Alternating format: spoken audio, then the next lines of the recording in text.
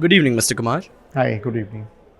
I would like to start by congratulating you for getting placed on the top GC power list, sir. Thank you. So, my question for you is that you've spent 3 decades in this industry. What have your observations been about the industry, and what are the expectations of the regulators you face as being a GC? I'll give a little brief on what has been my journey for the last 3 decades. Okay, I started with IDBI, the erstwhile IDBI, not the bank. There I was there as a manager legal, but then gradually I moved on to IDFC, which was the main infrastructure finance company of that time. So thereafter, I was there for 7, 8 years, then moved on to Edelweiss. Now, what I can say with the course of time and all, I have completed the curve. I started with banking, then moved on to stressed assets. Okay, when the country was battling with a lot of NPAs and all, then moved on to infrastructure finance company, which was the premier infrastructure company of that time. Okay, that is somewhere around 2007 and 8.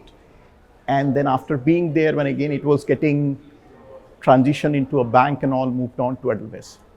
And the platform Edelweiss I joined because that had the, and in fact I had the privilege of leading the team where it had the largest AUM of the structured finance business, it had the largest AUM for the real estate business.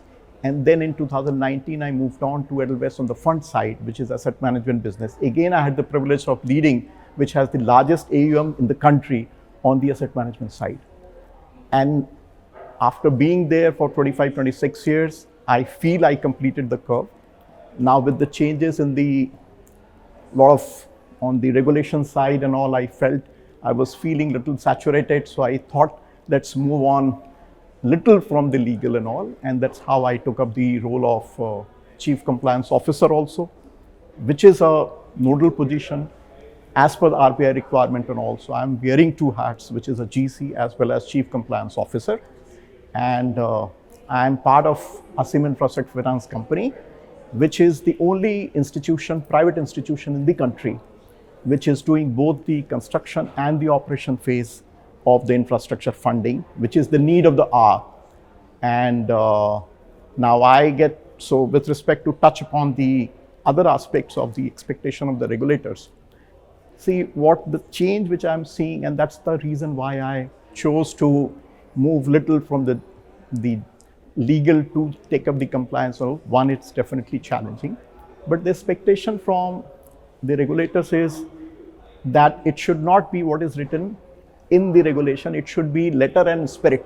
You always read, every day we come across several changes, the expectation from RBI and the SEBI and all, is that you do business, but be mindful of the risk where you are within the four corners of the laws and the regulation. They are not prescribing anything, and they are very open. And like we had been making representations to various regulators at point of time where we feel that it's impacting the business, or we feel some sort of a flexibility is there so that it will be ease of business. And in recent times, I don't want to get into various changes which has come up, but they are very open to these changes, to the suggestions and all with the institutions and the group of institutions are making.